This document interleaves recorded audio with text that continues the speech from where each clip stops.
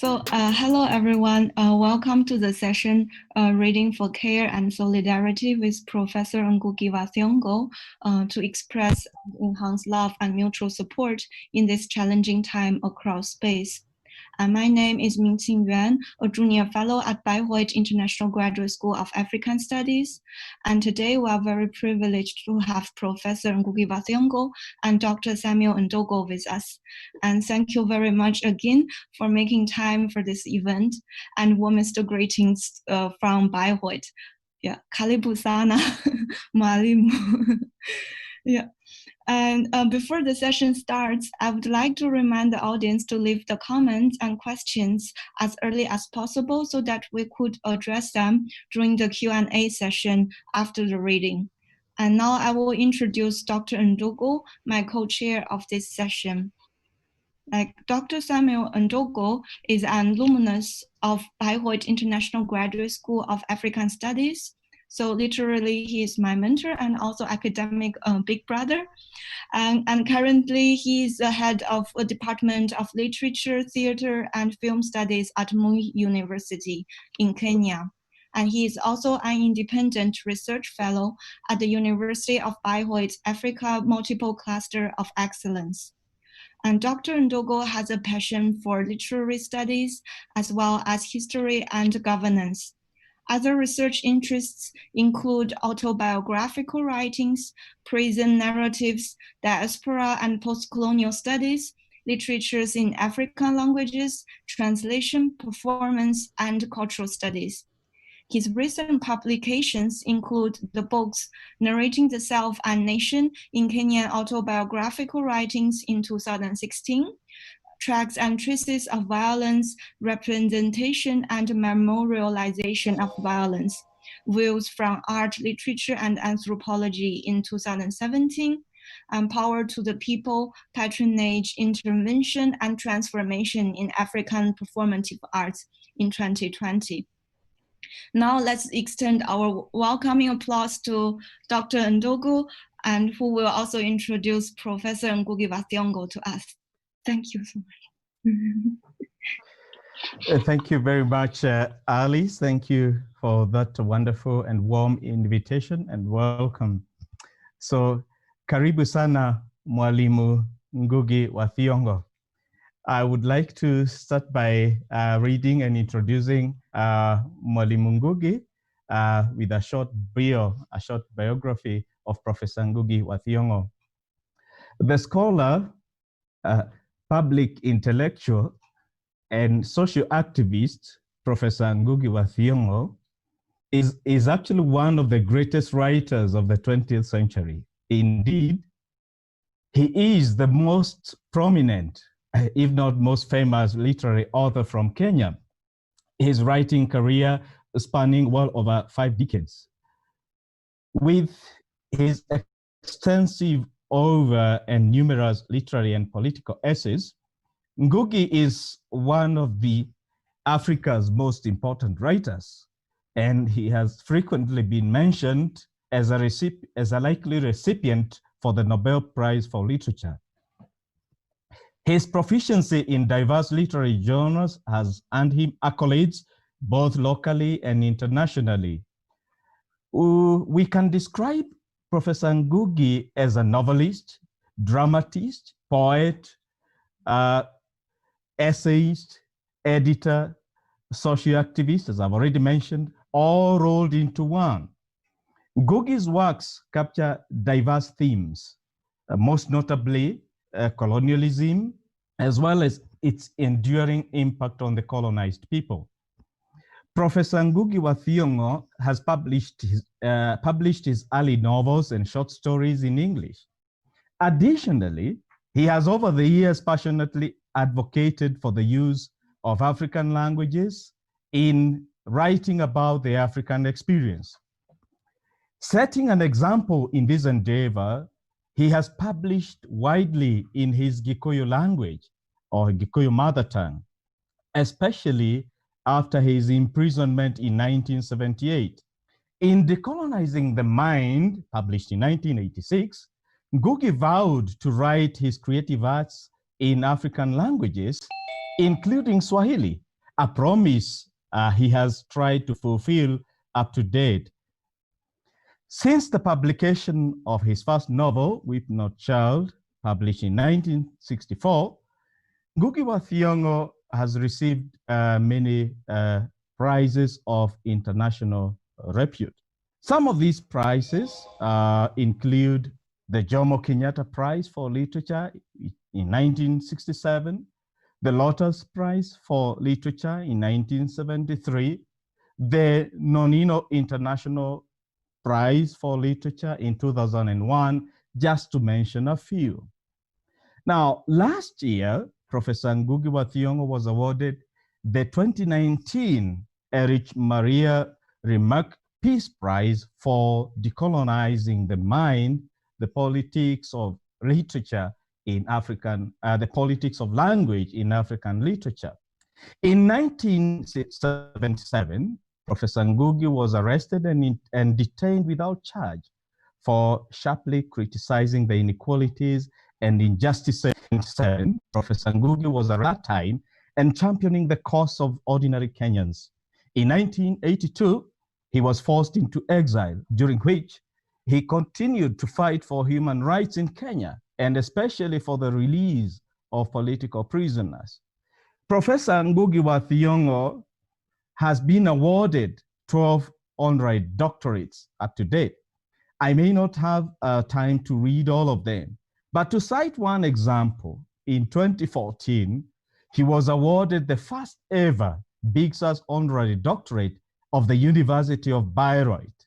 So Professor has very intimate connections with the University of Bayreuth. I'm glad to note that. Currently, Ngũgĩ is a distinguished professor at the University of California, Irvine. Today, we are very honored to have you, Professor Ngũgĩ, with us at our Digital Literature Festival.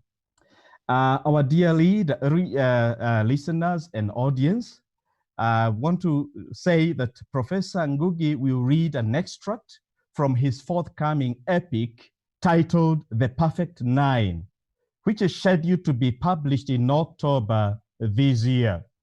The Kikuyu original of that text, titled Kenda Muyuru, Rugano rwa Gikuyu na Mumbi, was published in Kenya by the East African Educational Publishers in 2018. Please let us warmly welcome Professor Ngũgĩ wa Thiong'o for the reading session. Karibu sana, mwalimu.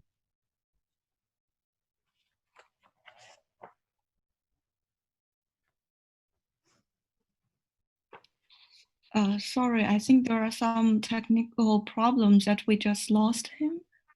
Yeah. There's somebody, moment.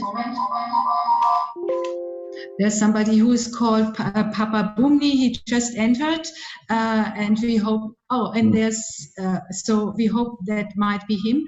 And I tried to contact him to make him unmute him. I sent him a message. I've done that right now. Okay, so let's wait. Please, if you can contact the speaker directly by phone or email, and make sure who is Papa Bumni, and I'll contact this new guest too, and we're gonna find out. Okay, that's all I can do currently. Thank you. Yeah, thank you very much. I already texted him.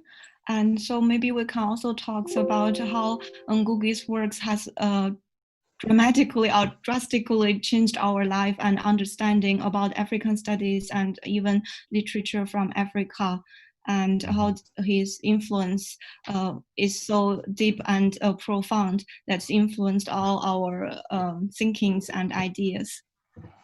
And yeah, at least for myself, I got to start learning about African literature just because I read his novels, and which I found so many similarities about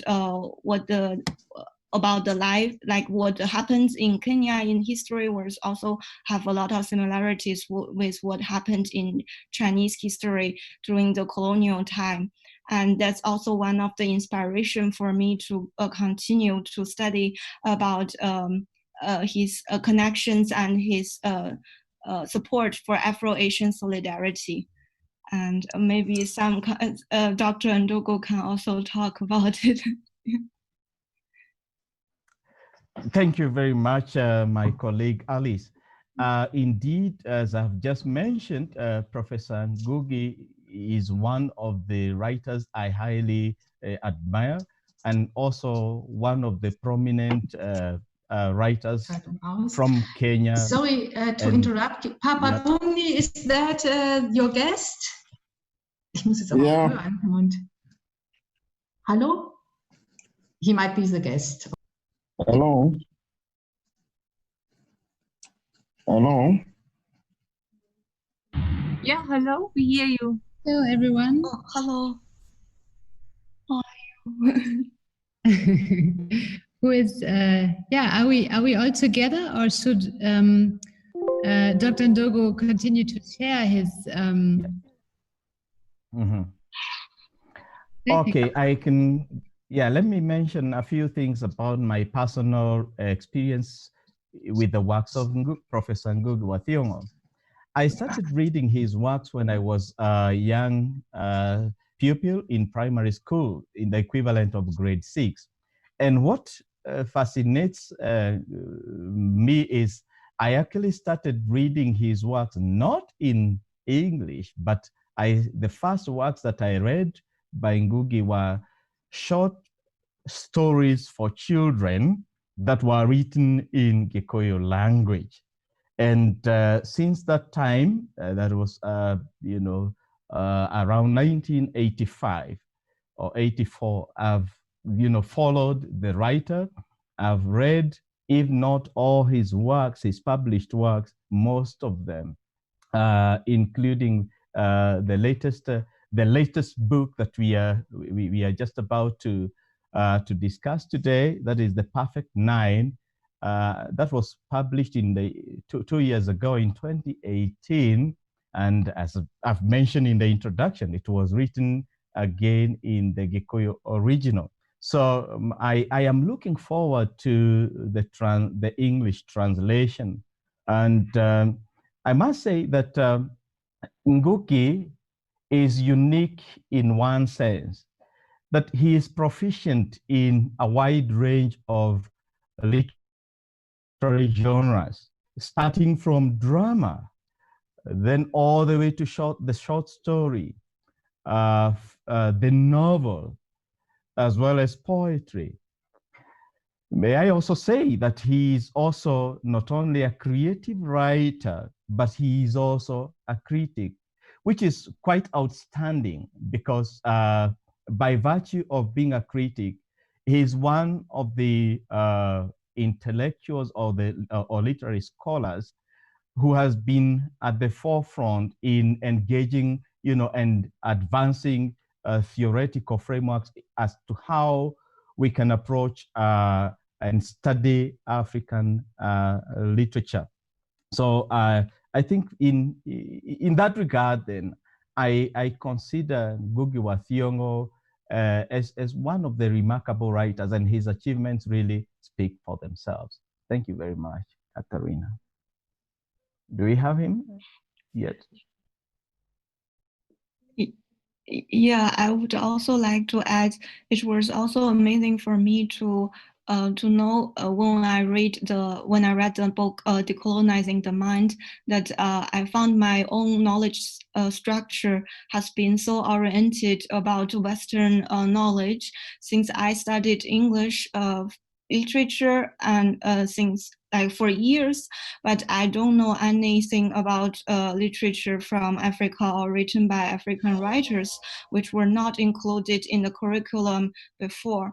And that's why I think that's also the time that we should really try to look at each other and to see how knowledge is really produced and how we learn about it and how this kind of learning process should be unlearned and to shift our focus and attention and for further understanding across continents and across space and time.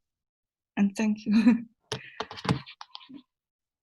And I don't know whether anybody else would like to share their stories about their learning and thinking and reflections on this topic.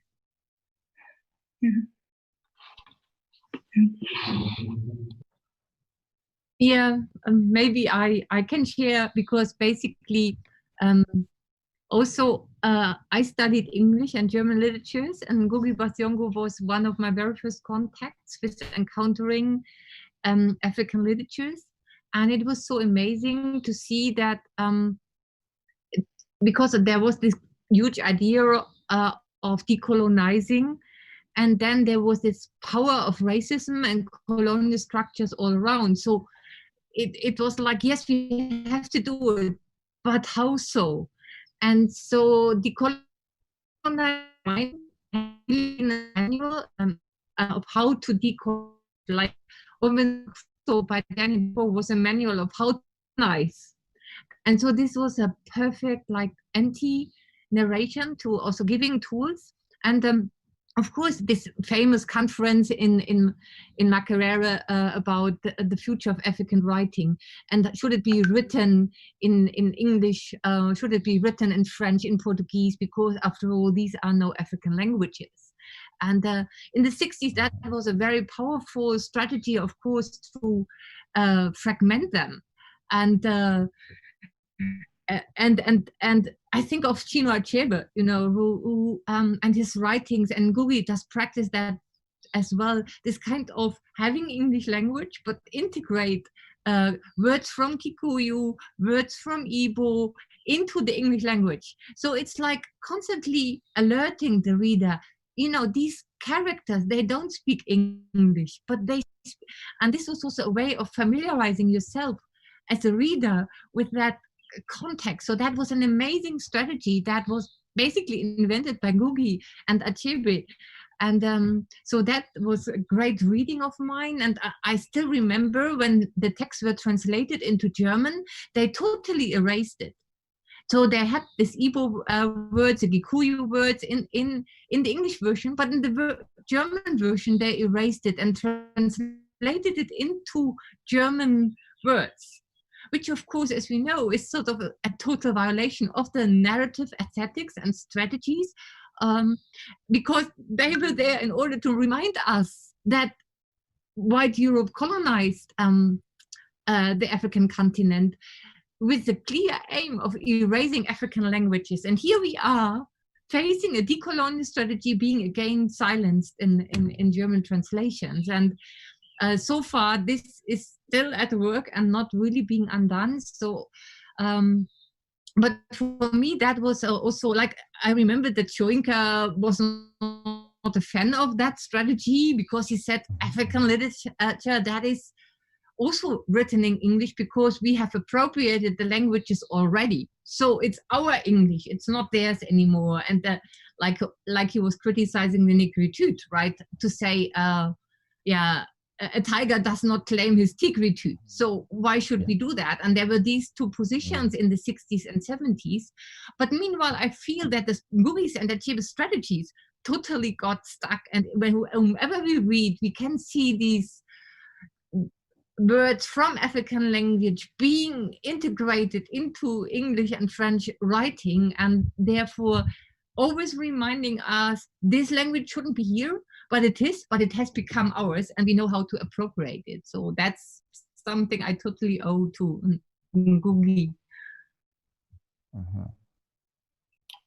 Yeah, thank you so much, Professor Ant, for sharing this story.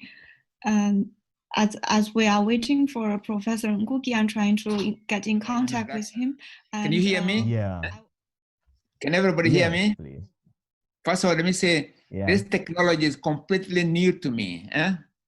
I live, technology-wise, I live in 20th century, okay? Yes. So let me do quick introduction. The section which I'm going to read is from my new book, or epic. The book has already been published in Kenya in the Kikuyu language. as Kenda Moyuru, and has been selling quite well for the last 1 year.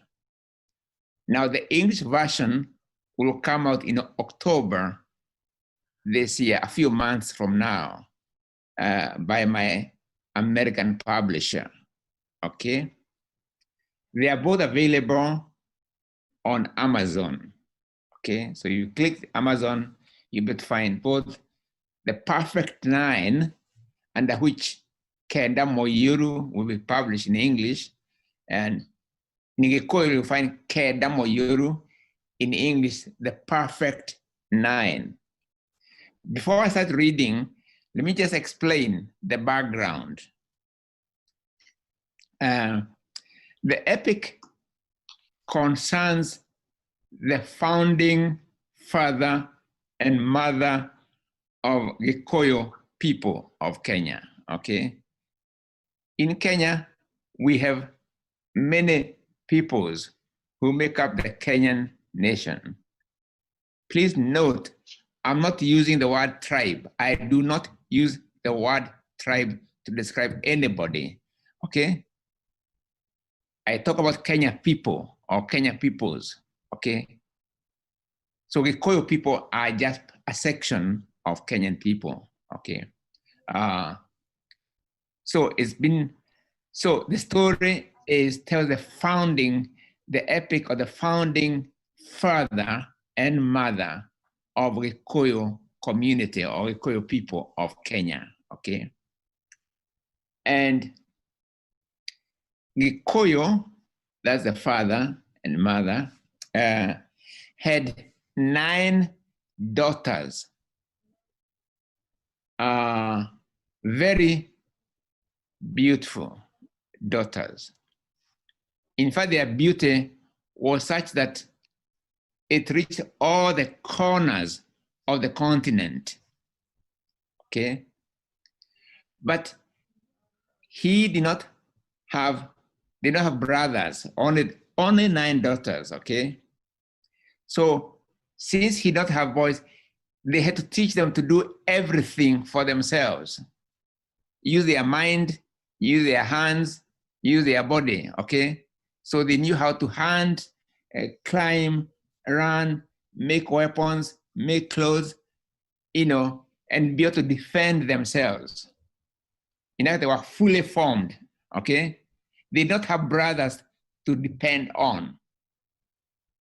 So they had to do everything, build houses, everything they did themselves. But now there came a time for marriage, of course, when they got of marriage, but there were no suitors around. But their beauty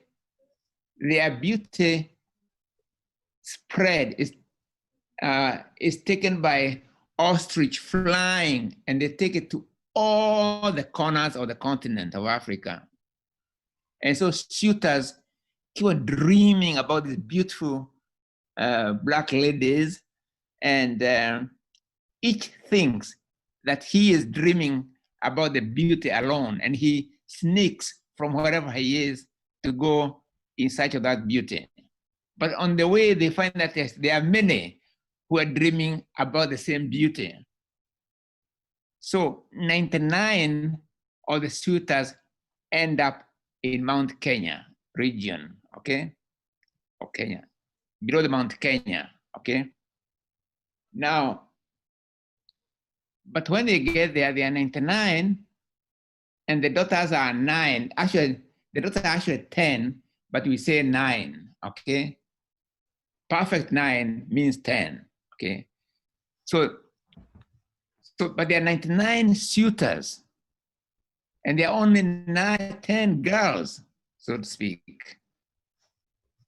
So the young people and the girls together, they are sent on a mission to go back to Mount Kenya. And on the way to Mount Kenya, let me explain this one more. Among the 10 perfect beauties, there's one whose legs are very weak, like crippled legs. She's very beautiful every part of the body, but that she can't use her legs. So part of the mission they are given as a test of their character is to go and find to find an ogre who has a hair which can cure all diseases, okay? But the hair grows in the middle of the tongue of the man-eating ogre, okay? And to make the task even harder, the ogre is invisible. You cannot tell where he is. He just attacks. He's invisible. And the reason I chose this particular passage to read really was because of we are going through an invisible, okay. There's a pandemic of this invisible thing which is affecting the whole world. I talked about the invisible foe last year in my book, okay? Yeah. So this is another invisible foe, okay? Foe, yeah, yeah. So yeah, thank the you. section which I'm going to read now is one of the adventures when they come across this particular ogre. Remember, he is not visible, except the tongue when it attacks. And it comes like a flash of lightning. You can just see it and then vanish, but you cannot tell where it is, where far away or near or whatever, okay? Okay. So here, the section which I'm going to read is a narration by one of the characters. When they return back, they are telling their father what they went through, okay? So this is one of the adventures they come to. So I'm calling this the ogre and the cure all here, or the saga of the invisible foe. And it's an extract from the forthcoming epic, The Perfect Nine, to be published in October this year. Yeah. So I'm going to read it in English only. I could not access the English, the equal one, so I'm reading it in English only for today. Okay. After a few days, okay, remember, it's one of the girls who is narrating the events now, okay? After a few days, we entered a forest so thick that we could not tell day from night. And it was fatigue that forced us to rest. We made fire, and as was our habit, we took turns for rest and guard duty. Some stayed awake as watchmen while the rest of us slept. Wajiro is the name of the oldest of the girls, okay? Wajiro interrupted our sleep. Human screams had awoken her. She had even seen, or thought she had, a big tongue snatched 3 of our guards. But she could not tell if it was a nightmare or not. So we stared at one another in terror, for indeed we could not see any of the 3 guards who had been snatched. We said we should wait until dawn to look for them. Then Waithera, one of the other girls, heard some steps heading towards us. Remember, it's very dark, okay? We struck the hard stones together as you taught us and waited for the sound echo to help us locate the source of the steps or even estimate the size of the thing that made them. But no echo came back. Suddenly, we heard a voice, loud as thunder. This forest is overland. Go back to where you came from. The thundering voice shook the forest. And yet, we still could not tell the direction it came from. We pointed our spears and arrows in all directions. Wajiro, the eldest girl, offered to talk to it, that thing that is. As it answered, we'd estimate its location. Who are you? A borderless voice? Are you a human, a bad spirit, or a good spirit? I am Wengesha, king of ogres, the borderless voice answered. We looked blindly around at each other in the dark. Huh, the Wengesha you, our parents, told us about, who had this hair, the one with the hair that could give power to Warigi's legs. Warigi is the youngest girl, the crippled one. How can we tell that you really are the Mwengesha? Wajiro asked. Because right now, we can't even see you. My body cannot be seen with human eyes, the ogre said. It is impossible for you to know where I am.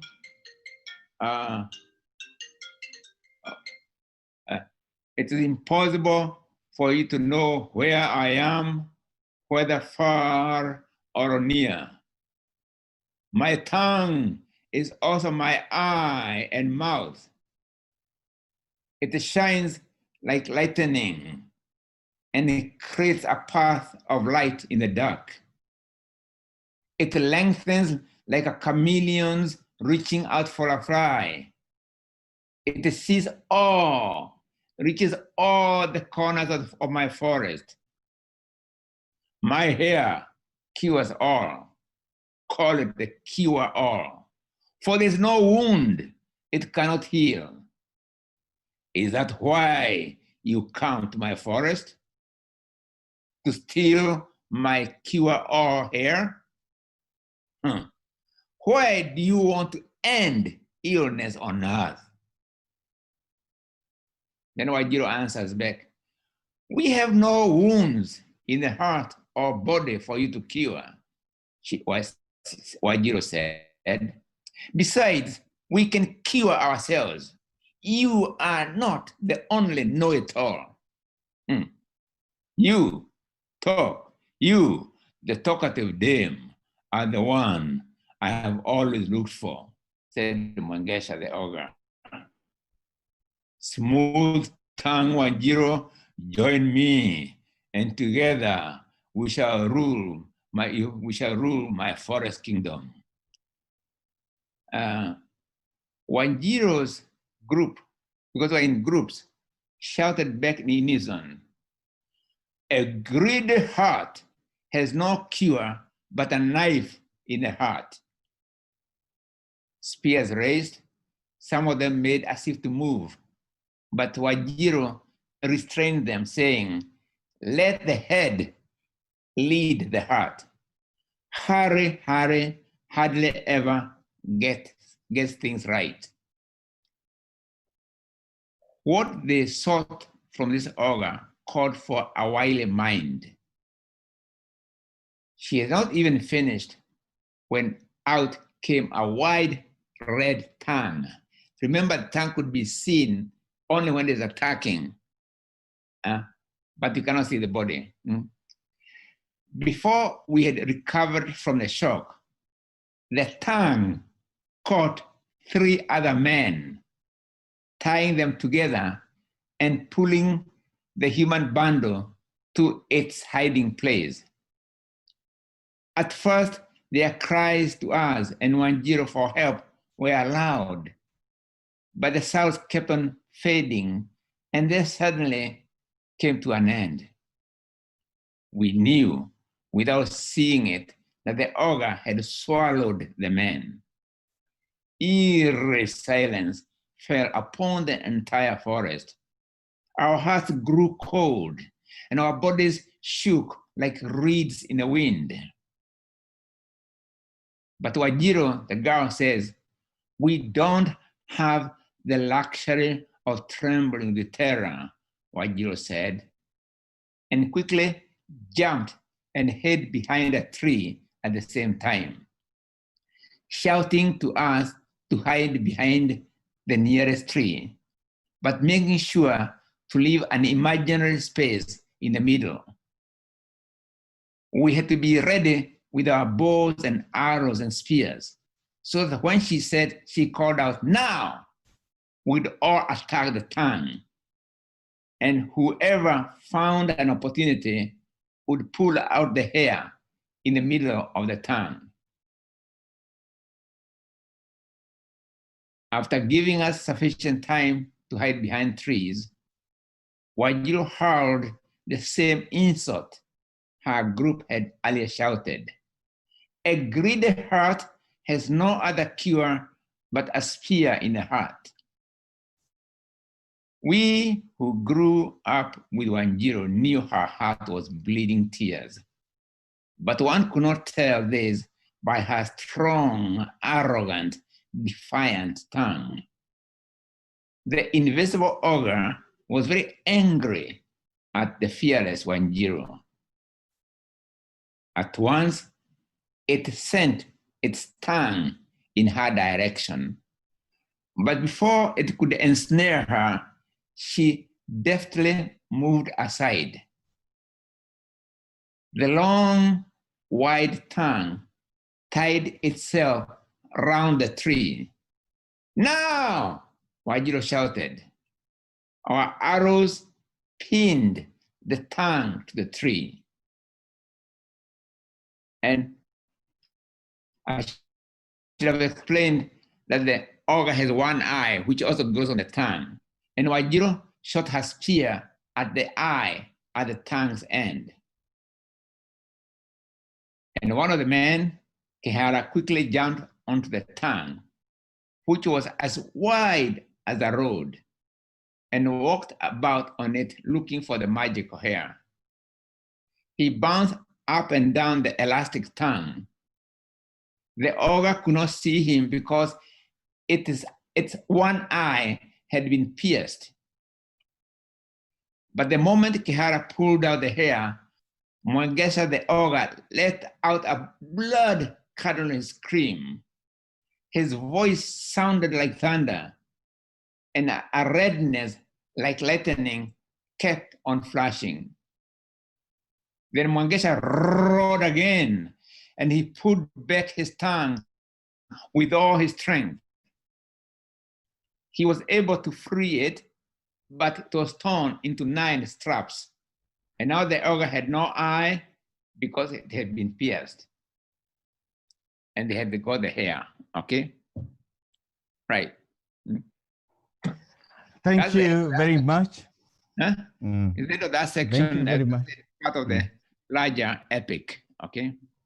Yeah, thank you very much, Professor, for that wonderful and eloquent reading of the text. The session, yes, we have been able to follow very well, okay, and the audience has been very attentive. Thank you. We now want to say that this session is a question and answer session, which runs for about 20 minutes. We only have about 20 minutes. And I would like to ask our panelists, our audience, to kindly send their questions as we remarked in the YouTube and the chat that is provided on the side. So, Professor, will you be sending questions to me or to you? Huh? To me, I will read the questions to you kindly. Okay, thank you. Yeah. Yes, I have a first question. I have actually received two, and I will begin with the first observation from myself as the chair, that I have read your, the original in Gikuyu language. Oh, and wow. The question I would like to ask, the perfect nine reminds me of facing Mount Kenya, where in a way there is a kind of retelling of the myth of origin of the Gikuyu people, as you remarked in your introductory, as you mentioned in your introductory remarks. So then the question is, how do you see the influence of the oral traditions of the Gikuyu community on your own writing? That is the first question. No, it's very, very important that, because I grew up hearing stories by the fireside, literally. We did not have electricity, so we used fire as our lighting. In the evening, as I have explained in my memoir, Dreams in a Time of War, we would meet in one of my mother's houses.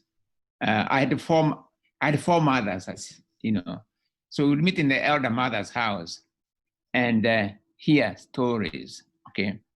So storytelling is really integral part of my growing up, okay? Right, yeah. And oral traditions, or what we call orature is part of is the foundation of my literal imagination, yeah. And it's not only me. When you read all African writers who write in English or French, you'll find that there is a lot of recourse to oral traditions, yeah. Okay, thank you very much, Professor. And one more thing, the myth of Gikuyu origins, Gikuyu and Mombi, is like our Adam and Eve, kind of, okay? And yes. Every Gikuyu person of my generation would have heard versions of it, yeah. Mm-hmm. Yeah. My version is an interpretation of the myth. I'm retelling it in my own way, okay? Yes. Because I'm fascinated, because I want to tell the story of Africa. So that's why the suitors come from all over the continent, okay? Okay. Yeah, and they pass through all the major rivers of Africa and others to come to Mount Kenya. And Mount Kenya, of course, is the second highest mountain in Africa, the first being Kilimanjaro and then Kenya, yeah? And Mount Kenya and Kilimanjaro the ancient Egyptians used to see them and they call them mountains of the moon, okay? Because they have ice or snow throughout the year. Okay. So that's why they were called mountains of the moon by the ancient Egyptians, yeah. Yeah, thank you. A close question that has been asked by a member of the audience, Professor Clarissa Fieke from Germany, from the University of Bayreuth, is on the issue of translation. You have just mentioned that this version which you have just read is a translated version from the Kikuyu original. Now, Professor Clarissa Fieke would like to know, does the text which is translated change for you the moment it is translated, since the story itself is entrenched within what she's calling Gikuyu concept? So I would want you to elaborate on that, the issue of translation. Professor. Yeah. Translation, first of all, let me say, I believe in translations.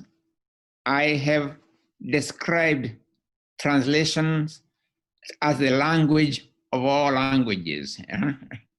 In other words, if languages spoke a common language, I would call it translation. So translation is very, very important in my advocacy of equality of languages, because all languages, big and small, can meet each other through translations, okay? Now, but there's a problem with translation. Let me put it this way. Every languages are like musical instruments.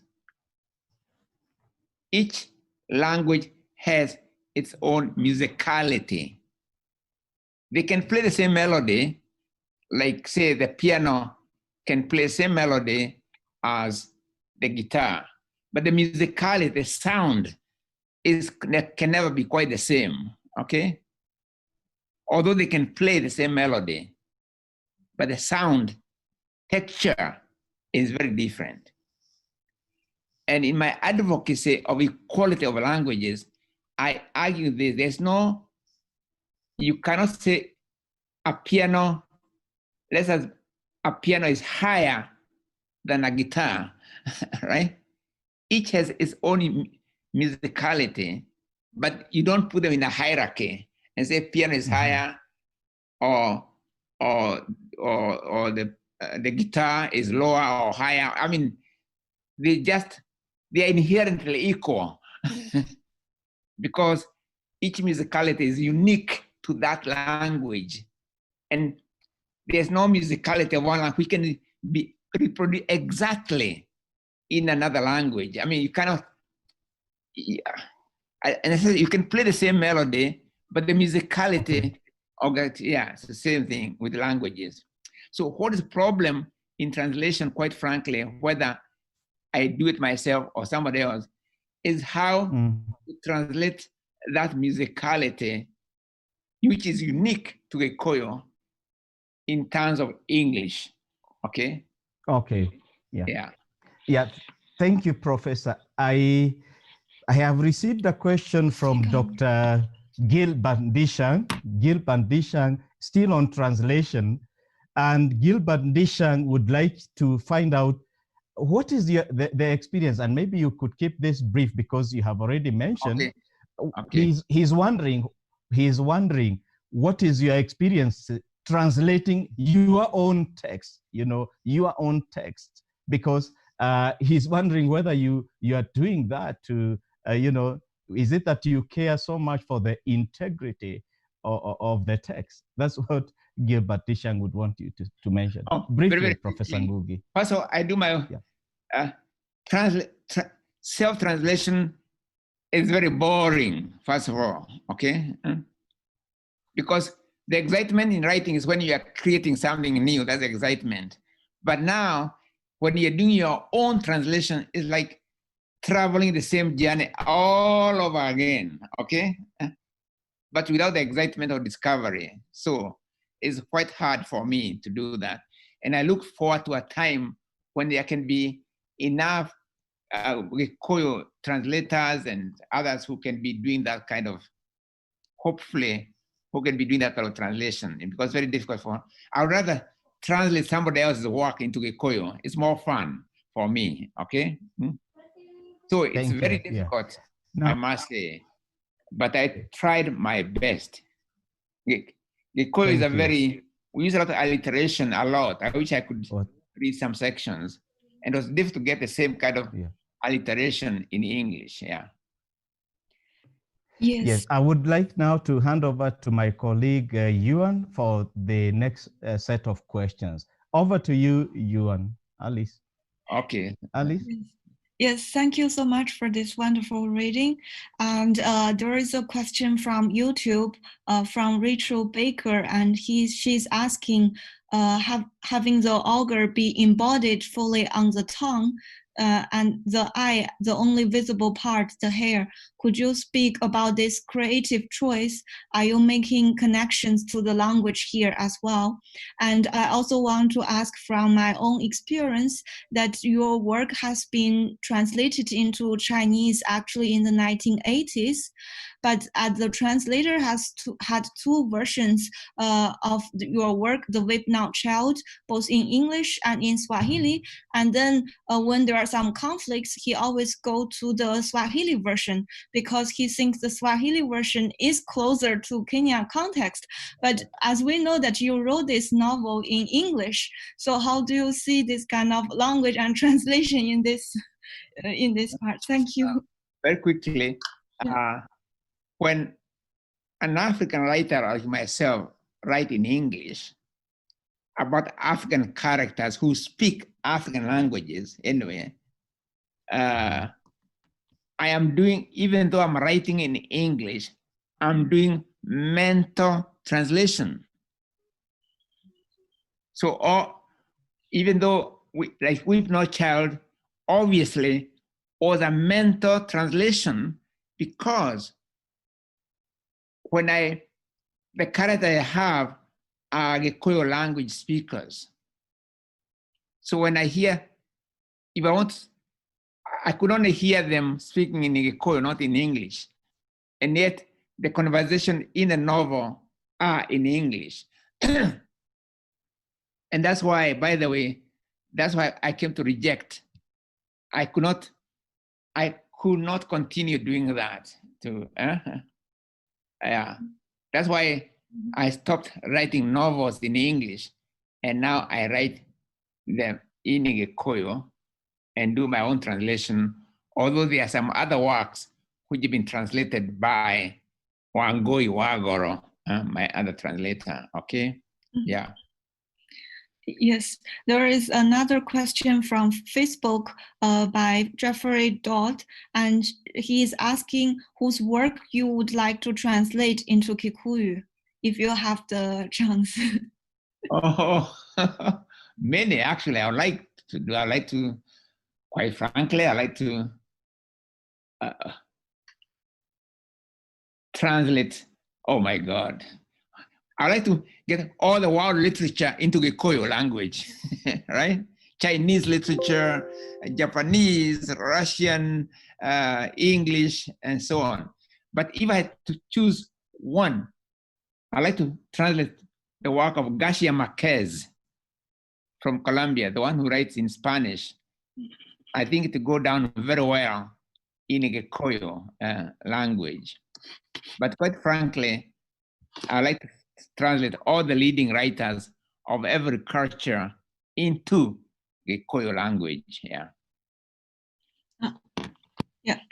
Thank you so much. And also another question about your new book, like whether it will be available in audio, since you already told it in such an amazing way, and also for people who might have not have access to the published book, like or whether you have an audio book format of this one. I'm told by my publisher that there is an audio version. I think there will be audio version of the epic here as well, the written, the printed version, yeah.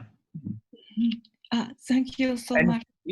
By the way, even now you can read a little bit about it there are pictures of it in Amazon. You go to Amazon, you can see a little description of the Perfect Nine, the English version, and also the Kikuyu version is also available in Amazon as Kedamoyuru. Yeah. Okay. And also another question by Professor Abdilatif Abdallah. When will the Kiswahili version of The Perfect Noun will be published? Yes, I need to get I'll have to get my translator or rather my Swahili teacher. His name is Latif Abdallah. He is my Swahili teacher. Okay, so I can assure him that it will be translated into Kiswahili, but he will have to play a role as he does all the time in my works translated into Kiswahili. Okay. So Latif Abdallah, I look forward to a translation of the epic into Kiswahili. Yeah. Okay. And another question from Anna Chiara. Like, thank you for the storytelling, being our storyteller tonight. While listening to you, I saw the linkages with your earlier work, Matigali. Did Matigali influence the writing of this epic in any sort? And also, I think it connects with another question, whether this, how do the myths inform the present?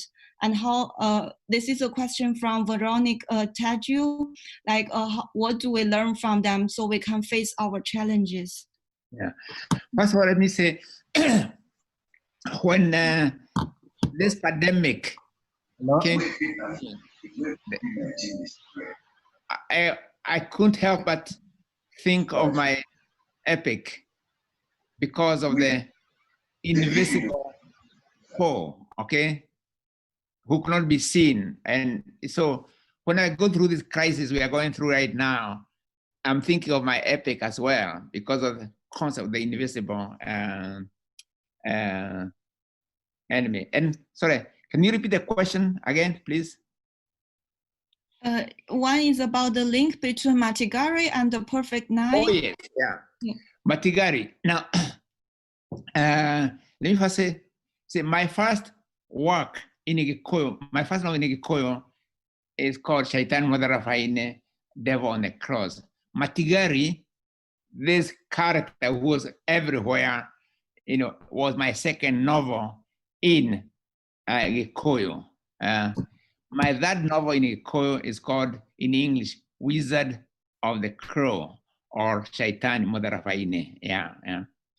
Matigari was very important to me because I consciously used an oral narrative, or I exploited the structure of oral narratives to for my novel Matigari. Okay, right? Yeah. So Matigari is very, very important in this evolution, you know. But the epic, I didn't really have a. It's the first, for instance, this epic is the first epic in Gikuyu language for me, okay? Kedamoyuru. So I had nothing from Gikuyu language to help me really. We didn't have a prototype of an epic. But I've read many other epics, okay? I've read Homer, for instance, Iliad, of Homer, Odyssey. I've read Indian epics, and I would recommend people to read Mahabharata. Really, is an incredible work of imagination. Mahabharata and Ramayana. Okay, yeah. So I've read the epics from different peoples and so on, and also this helped me also in my conception of my epic, Kedamoyuru. Yeah.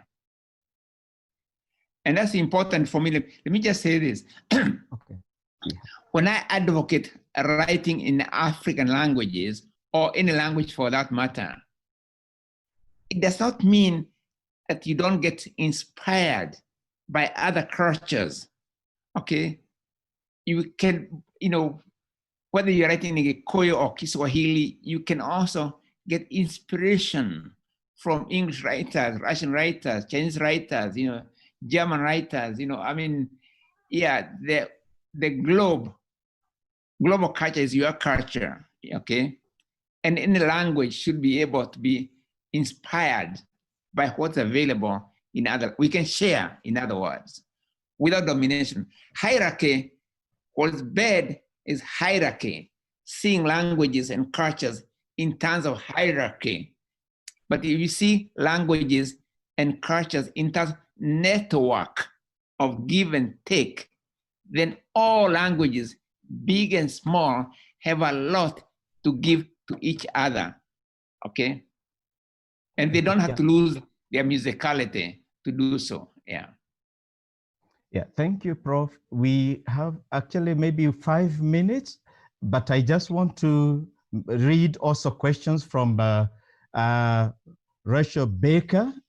Lawrence Kibara from Kenya. And I would want you to, as a follow-up question, Baker would want to know why the choice of the tongue as the only visible part, you know, where the hair is located.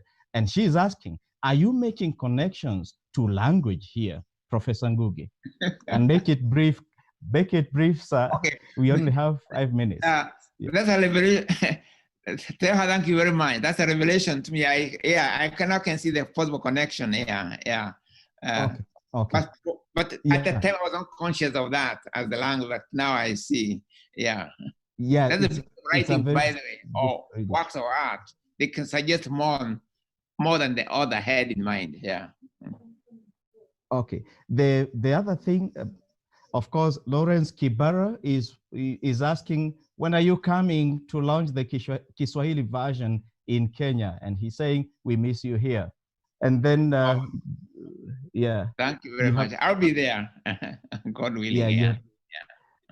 Yeah.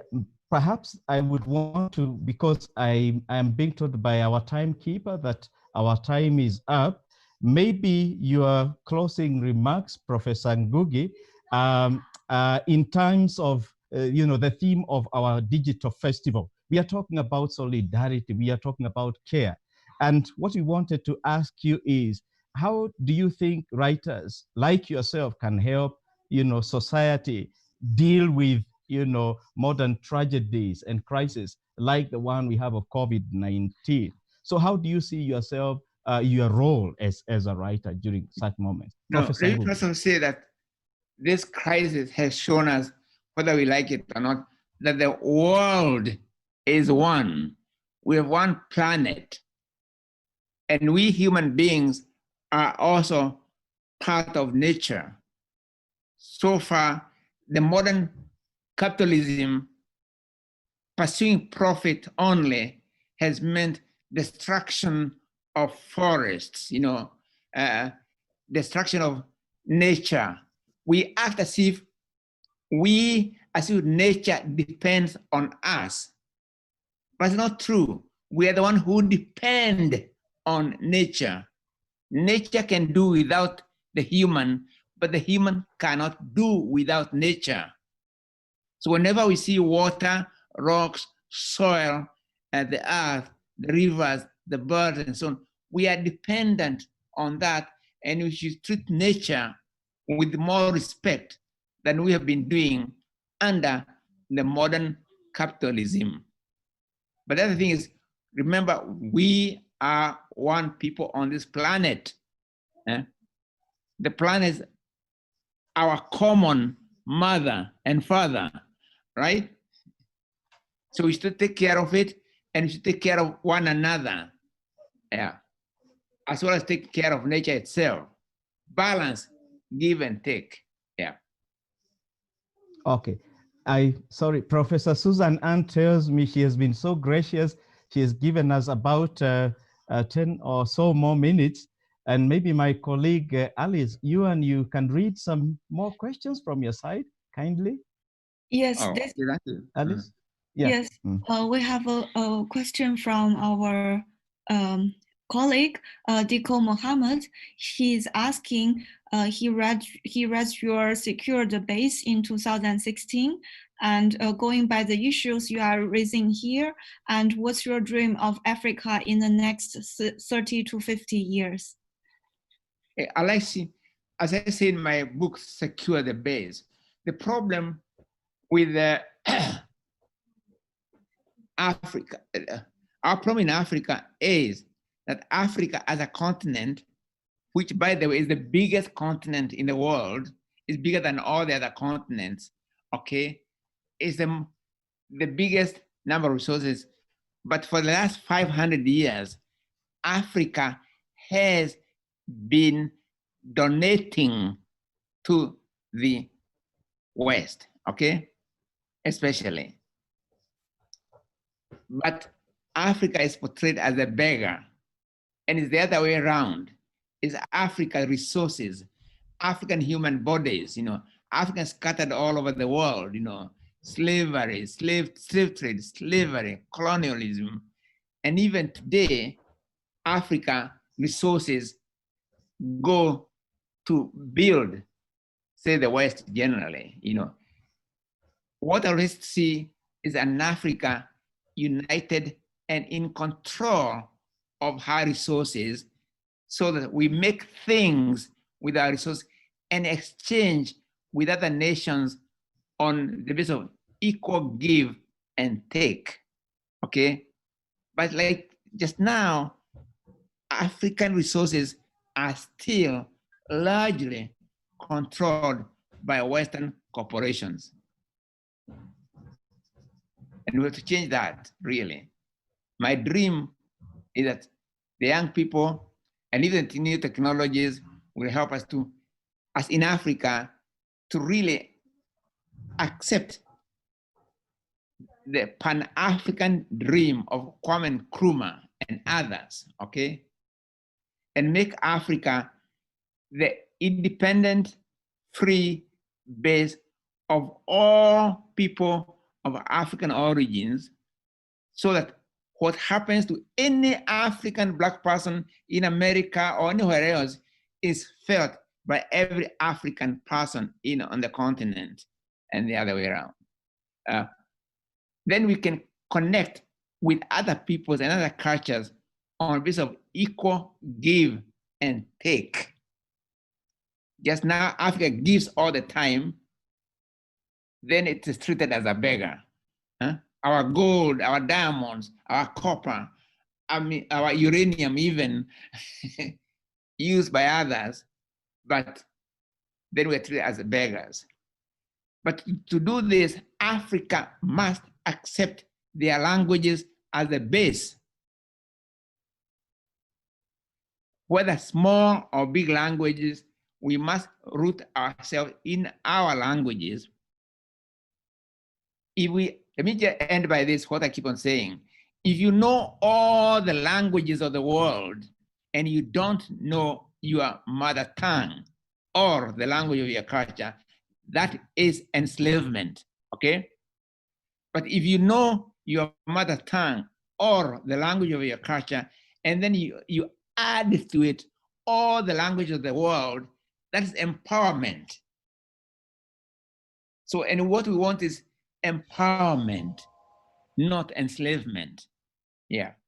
And if you notice, African elite, well, African intellectuals, we do our own intellectual production, and we put all that knowledge, all that skills into English or French or Portuguese. What about 90% of our people who do not, in any case, ever read English or Portuguese? And so they are about 10%. And it were the carriers of knowledge from research, from everything else, but we end up putting it all, once again, it's locked up in English or European linguistic prisons. There is even one more thing I'd like to say. If you look in the area of literature, by what we get now in the world, what we call African literature in English and French, is not really African literature. I call it literally identity theft. Literary identity theft, LIT. Literary identity theft is when, like in the case of Irish, who write in English, and that is called Irish literature. But what about Irish literature in Irish language, okay? When a literature which is written in another language come to replace the identity of the, come to assume the identity of the language it has replaced, I call that literally identity theft, right? And it's a terrible thing which happened to Africa. I wrote my novel, With No Child, in English. Imagine if I had written it in Kikuyu or a grain of wheat, and what it have educated the younger generation, a lot more. So I'm glad eventually I didn't make a conscious break with English, but I keep on saying what would have been the case if all things fall apart, all the other books written by Africans were originally available in African languages, and what we have as things fall apart or Weep No Child are just translations of the original. What a world, different world it would be, yeah. It would have been. Yeah. Thank you for this powerful reply. And we have maybe the last question from, I think both of them are asking about the same question. One is from Todd, and Dot is another one is from Edet Onukak. And they were asking about your writing of the mythology and orature and how this will influence African literature and also the storytelling in the future. Now, what we, as I said, I have two problems in the case of African literature, that although we have been, we draw from African orature, but we imprison that in English, okay? Now, what I like to see is really, there'll be much more, the world culture, global culture, will be rooted in the cultures of all the languages of the earth, you know. And by the way, of this, I'm not just talking about Africa alone. We have to, let me say this, we have to fight against hierarchy of cultures and languages, wherever it is, whether in China, whether in India, whether in Europe or wherever, Africa or wherever, you know, the concept that some languages are inherently of a higher order than others is nonsense.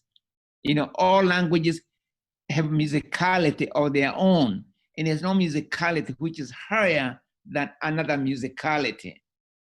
What we have to find in the world is a way in which languages can talk to each other on basis of equal give and take, and translations can be a wonderful thing.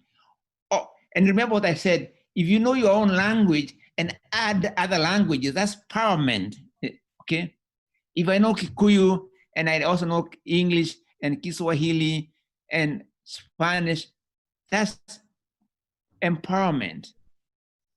And that's what we really, I'm really calling for empowerment of cultures of all the people of the world through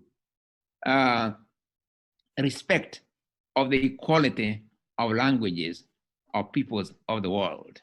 Yeah. Okay. Yeah, thank you very much. I think our time is really gone, but I would want to pay him, you know, pass regards from Professor Abdulatif Abdallah, as well as Professor Wangui Wagoro, who are listening. And your Professor Wangui Wagoro, she doesn't want an answer, but she's just wondering, will your earlier works be translated into Gikuyu? Maybe that is a discussion for another day. I don't know what you want to say, Professor. A grain of wheat. Yeah, I must say, by the way, let me just say publicly here that the question, Wangui Wagoro is the one who first came up with the concept of that when African people write in European languages, there is a text which has been lost because it's like they are translating into English anyway. So in the process, what she used to call the original text in a way is lost. So translation would then mean restoration. When you translate, say things fall apart, or Weep No Child into Kiswahili or into Gikuyu, you are doing a kind of restoration. It's a restoration, okay? Yeah. So she was the one who was very, very concerned a lot about the loss of African original text through people writing directly in English or French, yeah. So thank you very much. Okay. Yeah. And Abdulatif, of course, been wonderful. Remember, Abdulatif has been writing Kiswahili long before us, okay? So Abdulatif has been very, very consistent, okay? And only now are we coming round to what he and others have been doing. Because you really remember that despite all these problems, there have always been writings in African languages. Okay. These writers may not be as well known as the others and so on, but really, I'm very grateful to all the writers who, at least before me, have written in African languages, and all those others, whether among the Hausa people or Yoruba people or whatever, you know, who continue to write in African languages, despite all the difficulties that are mounted against our use of African languages. Yeah, right. Yeah. Yeah. So maybe Professor Ngũgĩ, it has been a pleasure, you know, listening to you. For you, it is morning, but for us, it is in the evening. And our hosts or our timekeepers have told me that you can take maybe 3 minutes to as your and give us your parting shot.